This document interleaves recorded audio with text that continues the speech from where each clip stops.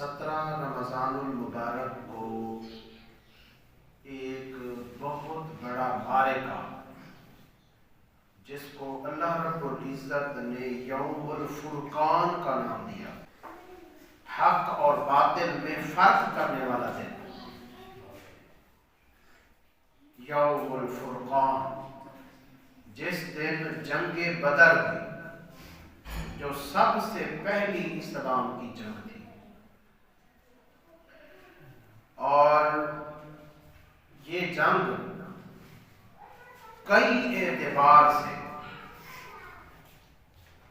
اسلام کے لیے تقویت کا باعث بنی۔ کفار پر اس جنگ کے ذریعے روب بڑھا،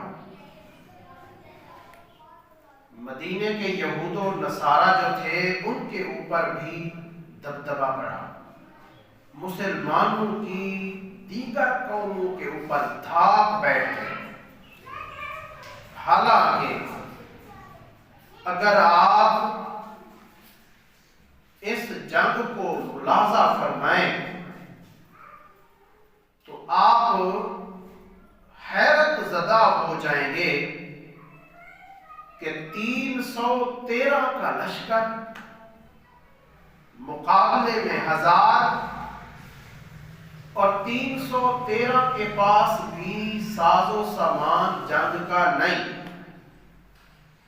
گھوڑے اونٹ نہیں، زرہیں تلواریں نہیں، بے سر و سامان ہے۔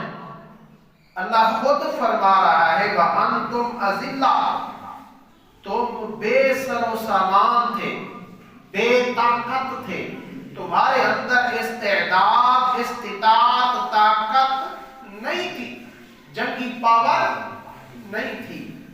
اور دوسری طرف دیکھیں 1000 کا لشکر جنگی سامان سے، زرہوں سے، تلواروں سے، نیزوں سے، تیروں سے لیس، جنگی گھوڑے، اونٹ، تعداد بھی زیادہ۔ مگر حیرانی کی بات یہ ہے کہ جب یہ دونوں لشکر آمنے سامنے آتے ہیں، بڑے زور کا مقابلہ ہوتا ہے۔ مقابلے کے بعد جو نتیجہ نکلتا ہے جنگ کا، 313 والے جو بے سر و سامان ہیں ان کے 14 شہید ہیں، اور جو 1000 والے تھے جو ساز و سامان سے لیس تھے ان کے 70 مارے گئے، 70 گرفتار بھی ہو گئے، قیدی بھی بن گئے، اور مال غنیمت بھی چھوڑ کے بھاگ گئے جو کہ مسلمانوں کے ہاتھ میں آئے۔ تو اگر اس جنگ کا نتیجہ دیکھیں تو کمال نتیجہ نکلتا ہے اور واضح نظر آتا ہے کہ یہ جنگ اللہ کی مدد و نصرت سے لڑی گئی تھی۔ اس لیے اللہ نے فرمایا یہ یوم الفرقان ہے۔ دیکھیں اگر مسلمانوں کی تعداد زیادہ ہوتی، ان کے پاس اسلحہ زیادہ ہوتا، پھر مسلمان جیت جاتے تو لوگ کہتے تعداد کی بنیاد پر جیتے ہیں، لوگ کہتے ہیں کہ اسلحہ اور ساز و سامان کی بنیاد پر جیتے ہیں۔ اسے کوئی حق اور باطل میں امتیاز کی جنگ نہ کہتا۔ اللہ رب العزت نے تھوڑے لوگوں کا مقابلہ زیادہ لوگوں کے ساتھ کروا کے اس پوزیشن میں کھڑا کیا اور پھر اپنی مدد و نصرت عطا فرمائی تاکہ ہر ایک پر واضح ہو جائے کہ مسلمانوں کی طرف سے حق ہے، مسلمانوں کے ساتھ اللہ ہے اور اس کی مدد و نصرت شامل ہے، اور یہ واضح تھا۔ اصل میں یہ جو جنگ ہوئی ہے اس کا پس منظر اگر آپ دیکھیں،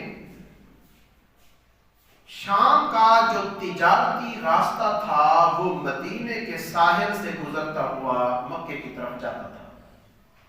جو مکے کے لوگ تھے وہ تجارت کر کے آتے تو مدینے کے ساحل سے گزر کے جاتے، اب مسلمانوں کو جب مکہ سے کافروں نے نکال دیا اور انہوں نے ہجرت کر کے مدینے میں اپنا مسکن بنا لیا، تو اب مدینے کے اوپر اور مدینے کے ان راستوں کے اوپر بھی مسلمانوں کا قبضہ ہو گیا۔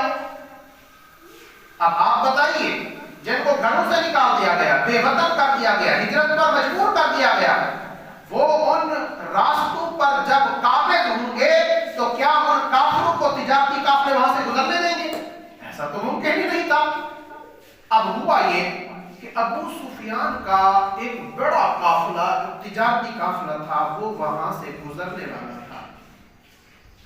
ادھر سے حضور علیہ السلام اپنے صحابہ کے ساتھ مدینے سے باہر نکلے تاکہ اس قافلے کو روکا جائے، مزاحمت کی جائے، اس کے ساتھ لڑا جائے، تاکہ کافروں کا یہ ساز و سامان مسلمانوں کے خلاف کام نہ آئے۔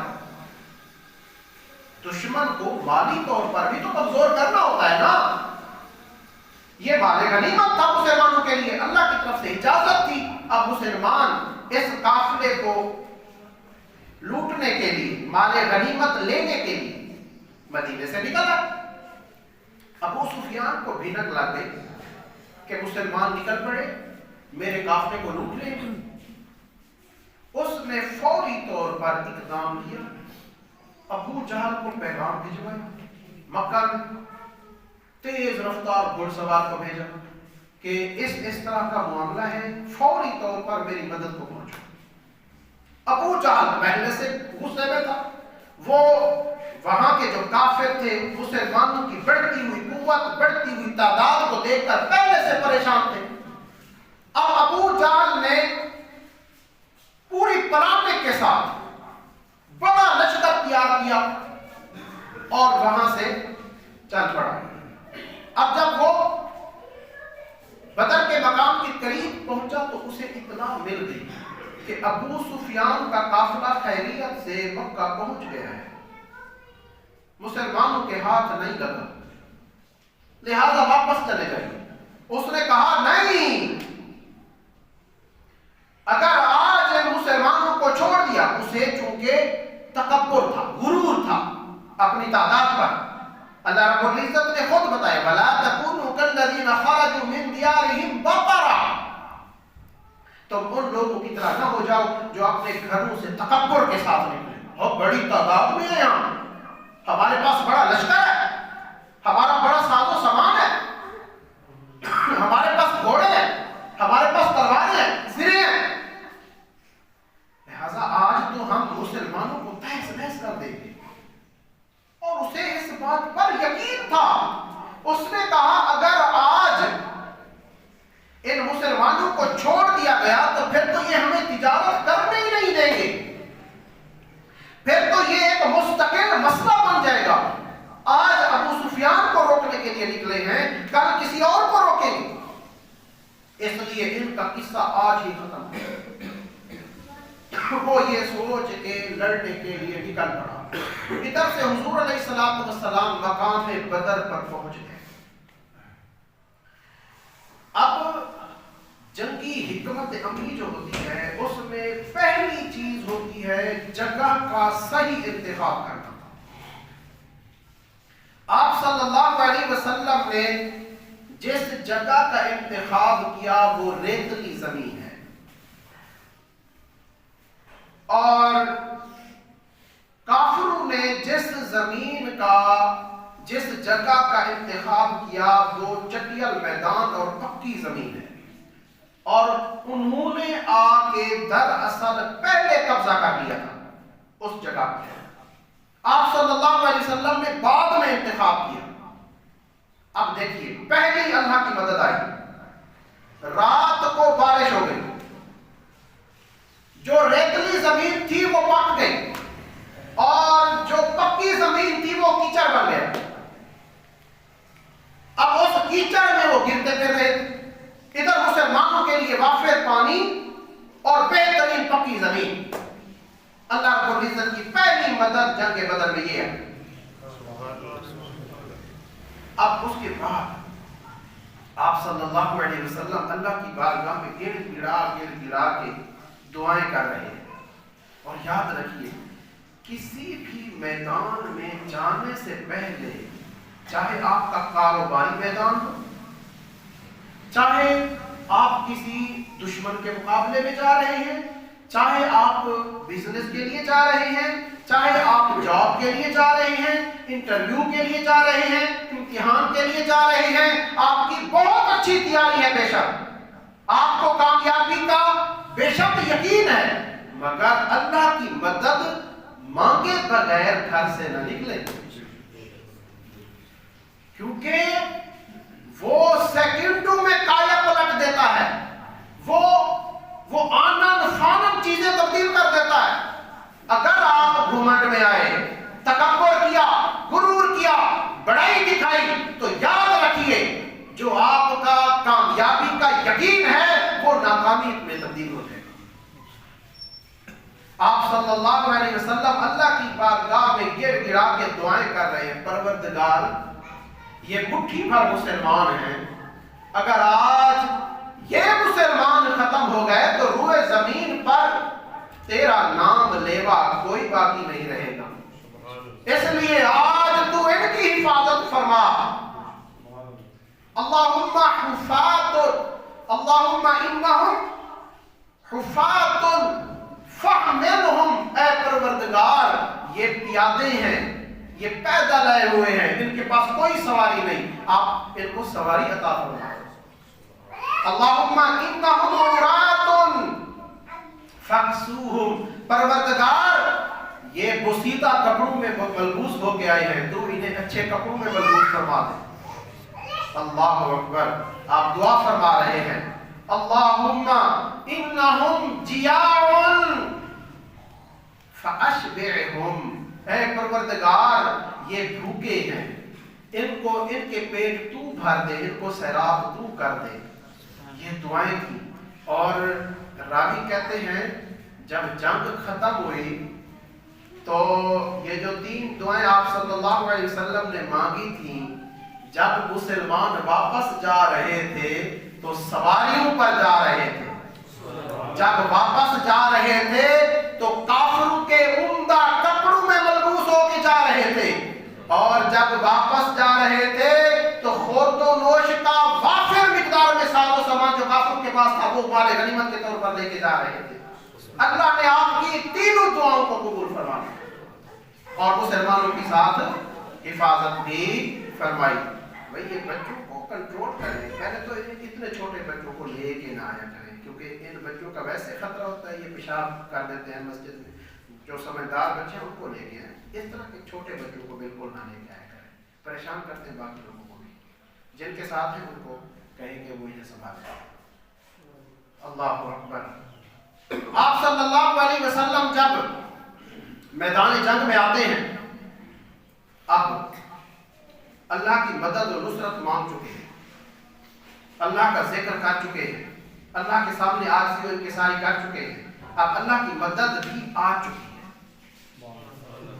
ادھر سے ہوا یہ کہ شیطان انسانی شکل میں کافروں کے پاس آتا ہے، وہ کہتا ہے، قرآن مجید میں باقاعدہ اس کا بیان آیا ہے، وَإِذْ زَيَّنَ لَهُمُ الشَّيْطَانُ أَعْمَالَهُمْ وَقَالَ لَا غَالِبَ لَكُمُ الْيَوْمَ مِنَ النَّاسِ، شیطان نے ان کے لیے ان کے کام کو مزین کر دیا، کہا اوے آج تو تمہارے اوپر کوئی غالب آ ہی نہیں سکتا، وَإِنِّي جَاعِلٌ لَكُمْ، میں تمہارا پناہ گزیر ہوں، کوئی ایسا مسئلہ نہیں، میں تمہارے ساتھ کھڑا ہوں، آج تم پر کوئی غالب نہیں آ سکتا۔ پھر ہوا کیا؟ فَلَمَّا تَرَاءَتِ الْفِئَتَانِ، پھر اس نے دونوں لشکروں کو دیکھا جب، ہوئے کیونکہ وہ تو پہلے فرشتوں میں رہتا تھا نا شیطان، اسے تو پتہ ہے، اب اس نے جب دیکھا کہ مسلمانوں کی طرف تو فرشتے اتر رہے ہیں، اللہ رب العزت نے پہلے 1000 فرشتے اتارے، پھر 3000، پھر 5000 فرشتے اتارے، ان میں جبرائیل میکائیل بھی موجود تھے۔ نقص علی عقبیہ، وہ پیچھے ہٹا، انہوں نے کہا تم کہاں جا رہے ہو؟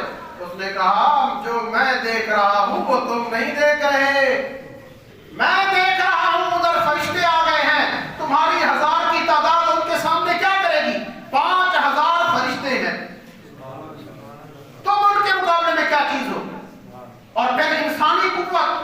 فرشتوں کی قوت، تم کیا کر لو گے؟ اس لیے وہ ایڑی کے بل پیچھے بھاگا اور میدان چھوڑ کے نکل گیا۔ اللہ رب العزت نے دونوں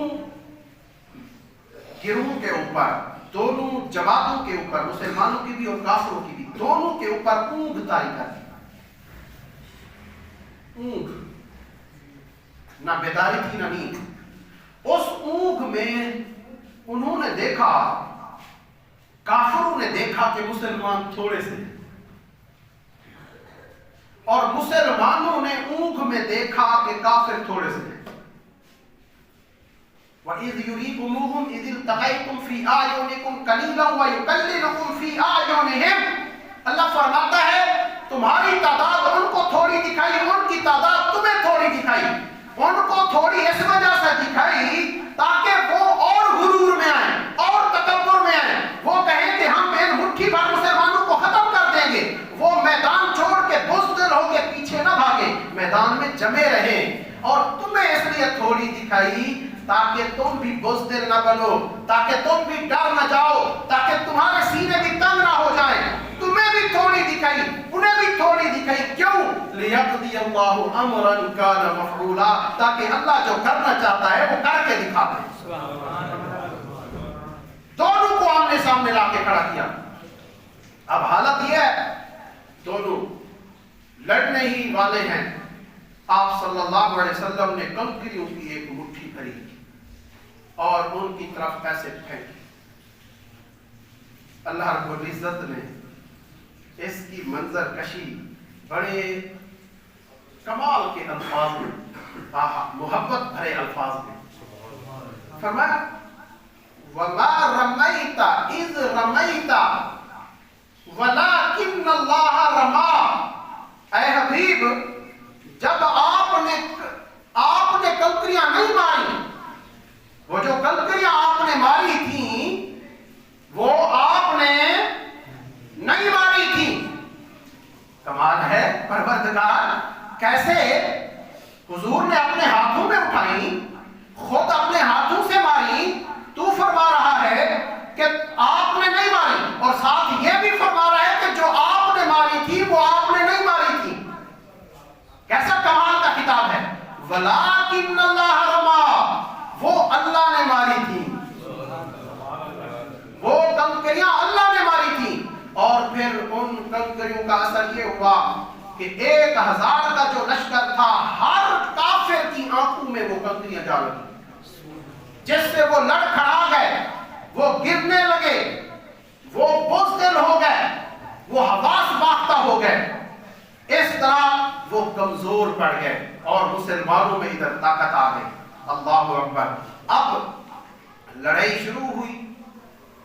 پہلے یہ ہوتا تھا کہ ایک ایک بندہ بھیجا جاتا تھا، تو 3 کافروں کے مقابلے میں حضرت علی المرتضیٰ، حضرت حمزہ اور حضرت عبد الرحمن یہ مقابلے میں آئے، اور تینوں نے کافروں کو واصل جہنم کر دیا۔ اس کے بعد پھر گمسان کی لڑائی شروع ہوئی، اور اس لڑائی کے دوران عجیب قسم کے واقعات مسلمانوں نے دیکھے۔ بعد میں انہوں نے بتایا کہ حضور میں تلوار یوں کر کے کھڑا تھا، اچانک وہ بندہ مر گیا، اس کی گردن مر گئی۔ آپ نے فرمایا فرشتے جو آئے ہوئے تھے وہ بھی تو تمہارے ساتھ لڑ رہے تھے نا۔ آپ نے ایک صحابی سے پوچھا تم نے عباس کو، جو کہ اس وقت مسلمان نہیں ہوئے تھے، حضور علیہ السلام کے چچا، یہ تو کڑیا جوان ہیں، یہ تو بڑے دلیر ہیں، بڑے جانباز ہیں، تم نے ان کو قید کیسے کر لیا؟ انہوں نے عرض کی حضور میں نے تو ہاتھ لگایا تھا، بس یہ تو قید ہی ہو گئے۔ فرمایا تمہارے ساتھ فرشتہ تھا جو تمہاری مدد کر رہا تھا، فرشتوں نے مدد کی، فرشتوں نے باقاعدہ لڑائی لڑی، اور یہ واحد جنگ ہے جس میں فرشتوں نے لڑائی لڑی، کیونکہ باقی جنگوں میں صرف فرشتے آئے برکت کے لیے، انہوں نے لڑائی نہیں لڑی۔ یہ غزوہ بدر واحد غزوہ ہے جس میں فرشتے باقاعدہ تلوار اٹھا کے لڑے۔ اللہ اکبر۔ اور حضور علیہ السلام یہ ملاحظہ بھی فرما رہے تھے، اور اس میں معجزات بھی بڑے ظاہر ہوئے۔ آپ صلی اللہ علیہ وسلم کے بارے میں حضرت عکاشہ بتاتے ہیں میری تلوار ٹوٹ گئی، میں نے عرض کی حضور تھوڑی سی تو تلواریں ہیں، ایک میری ٹوٹ بھی گئی، آپ کے ہاتھ میں اس وقت ایک لکڑی تھی، فرمایا اس کے ساتھ لڑو، میں نے وہ لکڑی پکڑی، جیسے ہی وہ لکڑی میرے ہاتھ میں آئی تو حضور کے معجزے کے طور پر وہ لکڑی ایک خونخوار تلوار بن گئی، اور وہ جنگ کے بعد بھی میرے پاس رہی۔ اچھا، حضرت قتادہ رضی اللہ تعالیٰ عنہ، آپ کو تیر لگا، ایک روایت کے مطابق آپ کی ایک آنکھ نکل کے باہر ڈھلک گئی، رخسار پہ آ گئی، اتنی نیچے آ گئی، اور ایک روایت کے مطابق دونوں آنکھیں ڈھلک کے نیچے آ گئی۔ تو صحابہ نے کہا کہ ان کو کاٹ دیں۔ آپ صلی اللہ علیہ وسلم کی خدمت میں مسئلہ پیش کیا، فرمایا قتادہ کو میرے پاس لے آؤ۔ آپ نے حضرت قتادہ رضی اللہ تعالیٰ عنہ کی دونوں آنکھوں کو، یا دوسری روایت کے مطابق ایک آنکھ کو جو نکل چکی تھی، اپنا لعاب مبارک لگایا اور دوبارہ فٹ کر دیا۔ ایسا آپریشن تھا، کمال کا آپریشن تھا، جو لعاب سے ہو گیا، یہ تھا کمال معجزہ۔ حضرت قتادہ رضی اللہ تعالیٰ عنہ 90 برس سے زیادہ زندہ رہے، ان کی بینائی کمزور بھی نہیں ہوئی، اور انہیں پتہ ہی نہیں چلتا تھا کبھی کہ میری آنکھ نکلی بھی تھی، انہیں پتہ ہی نہیں چلتا تھا، انہیں احساس تک بھی نہیں ہوتا تھا۔ آپ صلی اللہ علیہ وسلم نے ایسی فٹ کی، کمال آنکھ فٹ کی۔ آپ اندازہ کیجئے آپ صلی اللہ علیہ وسلم کا یہ حضرت معوذ اور معاذ، ان کے بارے میں بھی آپ جانتے ہیں، دو بچے ہیں، ادھر ابو جہل کافروں کا سردار ہے، وہ بچے جب اس کے اوپر جھپٹے، اچھا لڑائی کرتے کرتے نا ایک بھائی کا بازو کٹ گیا۔ میرے بھائی یہ باتیں کہنے کے لیے آسان ہیں، لیکن جب کسی کے ساتھ پیش آتی ہے نا تو پتہ تو اسے ہوتا ہے نا، ایک سوئی تو چبھو کے دیکھے اپنے جسم کو، کتنا تکلیف ہوتی ہے۔ بازو کٹ گیا، اب بازو کٹ کے لٹک رہا ہے، بچے ہیں، 9 عمر بچے، اب وہ جو بازو کٹا ہوا لٹک رہا ہے وہ لڑنے میں رکاوٹ بن رہا ہے۔ اللہ اکبر! تو انہوں نے اپنے پاؤں کے نیچے اس بازو کو دیا اور کھینچ کے باہر پھینک دیا۔ وہ کھینچ کے وہ جو چمڑا اٹکا ہوا تھا اس کو کاٹ دیا اور بازو کو الگ کر دیا کہ جنگ کے دوران یہ میرے لیے رکاوٹ بن رہا ہے۔ اندازہ کیجئے، ایسا جذبہ تھا جہاد کا، ایسا جذبہ تھا اسلام پھیلانے کا، اور ایسا جذبہ تھا حضور علیہ السلام کے ساتھ وفا نبھانے کا۔ بازو الگ کر دیا۔ اچھا، پھر میرے آقا علیہ السلام کی لجبالی بھی دیکھیے، حضرت معوذ کا وہ جو کٹا ہوا بازو تھا وہ بایاں بازو تھا، وہ کٹا ہوا بازو آپ نے اپنے لعاب سے جوڑ دیا۔ تازہ آپریشن، آنکھوں کا آپریشن، بازو کا آپریشن، اور حضرت معوذ کا وہ جو بازو تھا وہ بایاں تھا۔ آپ جانتے ہیں بائیں بازو میں کم طاقت ہوتی ہے، لیکن جب میرے آقا علیہ السلام نے اس کو جوڑا تو اس میں دائیں بازو سے بھی زیادہ طاقت آ گئی، پھر وہ بائیں سے بھی لڑتے تھے، دائیں سے بھی لڑتے تھے، اور وہ کبھی بھی آپریشن ناقص نہیں رہا، ناکامیاب نہیں ہوا، کبھی انہیں درد تکلیف نہیں ہوئی۔ یہ ایسا آپریشن تھا، ایسے معجزات تھے۔ جنگ ختم ہو جانے، اچھا اس سے پہلے جو چیز ہوئی وہ میں بتانا بھول گیا، صحیح بخاری کی حدیث ہے، ایک دن پہلے آپ صلی اللہ علیہ وسلم نے باقاعدہ لکیریں کھینچ کے صحابہ کو بتا دیا تھا، ھذا مصرع فلان انشاءاللہ غدا، اور فلاں کافر کا لیڈر مرے گا۔ پھر لکیر کھینچی، فلاں کافر کا لیڈر مرے گا، پھر لکیر کھینچی، فلاں کافر کا لیڈر مرے گا، کافروں کی مرنے کی نشاندہی کر دی۔ آپ کو پتا ہونا چاہیے یہ علوم خمسہ میں سے ہیں۔ علوم خمسہ کا مطلب ہے 5 علم ایسے ہیں جو اللہ کے پاس ہیں۔ قرآن مجید میں اللہ نے واضح طور پر فرمایا کہ ان کا علم اللہ کے پاس ہے۔ ان اللہ عنده علم الساعة وينزل الغیث ويعلم ما في الارحام وماذا تکسب غدا وما تدری نفس بأي ارض تموت. جو پانچواں علم ہے وہ یہ ہے کہ کل کون مرے گا، کون کس زمین میں مرے گا، یہ اللہ جانتا ہے. یہ بھی علوم خمسہ میں سے ہے، یہ غیب کے علوم میں سے ہے جو اللہ جانتا ہے. آپ صلی اللہ علیہ وسلم صحیح بخاری کی حدیث کے مطابق کیا فرما رہے ہیں؟ ھذا مسرع فلان انشاءاللہ غدا. فلاں شخص اس جگہ پر کل مرے گا. ایک ایک کی موت کا وقت، ایک ایک کی موت کی جگہ لکیر کھینچ کے بتا رہے ہیں. اور حضرت عمر رضی اللہ تعالیٰ عنہ فرماتے ہیں کہ اگلے دن جب لڑائی ہوئی، لڑائی کے بعد ہم نے دیکھا جس کافر کے بارے میں جہاں آپ نے لکیر کھینچی تھی، اللہ کی ذات کی قسم وہ ایک سطر بھی ادھر ادھر نہیں ہوا تھا، وہ ادھر ہی مرا ہوا تھا. میرے آقا علیہ السلام نے جہاں لکیر کھینچی، اللہ اکبر. یہ کمال تھا میرے آقا کے علم کا، یہ کمال تھا میرے آقا کے معجزات کا. حضور سرور کونین صلی اللہ علیہ وسلم نے جنگ کے بعد حکم دیا کہ ان لاشوں کو اکٹھا کر کے ایک کنویں میں پھینکا جائے. کنویں میں پھینک دیا گیا کافروں کی لاشوں کو. اب آپ صلی اللہ علیہ وسلم نے ارشاد فرمایا کیا تم نے اللہ کے وعدے کو سچا پا لیا؟ حل وجدتم ما وعدکم اللہ ورسولہ حقا.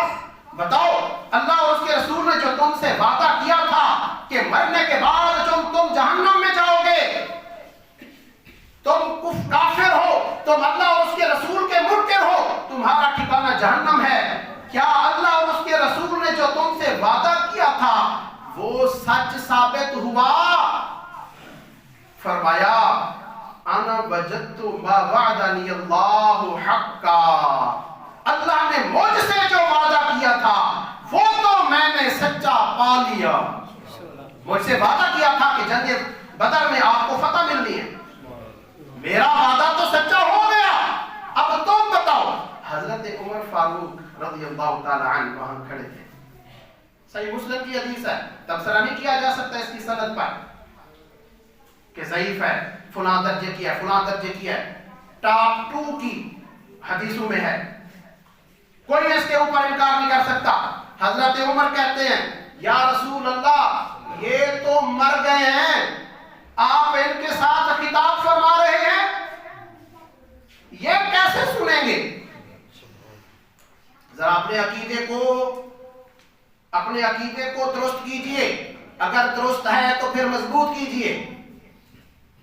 فرمایا اب دیکھیں ہیں وہ کافر، گئے مر ہیں، وہ مومن نہیں. مومن کی تو زیادہ قوت ہوتی ہے، پھر مومن سے زیادہ ولی کی قوت ہوتی ہے. وہ مومن نہیں، وہ ولی نہیں، وہ کافر ہیں، وہ شہید بھی نہیں، کافر ہیں. مرنے کے بعد ان کی گردنیں ان کے جسموں سے الگ ہوئی ہیں. میرے آقا علیہ السلام نے حضرت عمر کے استفسار پہ کیا فرمایا جو میں کہہ رہا ہوں اس کو جتنا تم سن رہے ہو تمہارے سننے سے زیادہ وہ سن رہے ہیں. جی ہاں، مرنے کے بعد طاقت بڑھ جاتی ہے کیا سننے کی؟ کیا مرنے کے بعد بندہ زیادہ سن لیتا ہے؟ میرے نبی فرما رہے ہیں عمر تم اس طرح نہیں سن رہے میری بات کو جس قدر وہ سن رہے ہیں. ہاں وہ جواب نہیں دے سکتے، اپنے اس میں جواب بھی دے رہے ہوں گے مگر تمہیں سنائی نہیں دے رہا ان کا جواب. اس لیے میں جو ان کے ساتھ بات کر رہا ہوں وہ کوئی ایسا انہونا میں کام نہیں کر رہا کہ جو خلاف عقل ہو. میں تمہیں ایک مسئلہ اور عقیدہ سمجھا رہا ہوں کہ مر جانے کے بعد بھی انسان ولی بھی نہ ہو، مومن بھی نہ ہو، مسلمان بھی نہ ہو، کافر بھی ہو، مرنے کے بعد وہ سنتا ہے. اللہ اکبر. آپ صلی اللہ علیہ وسلم کے ساتھ یہ وعدہ سچا ہو گیا.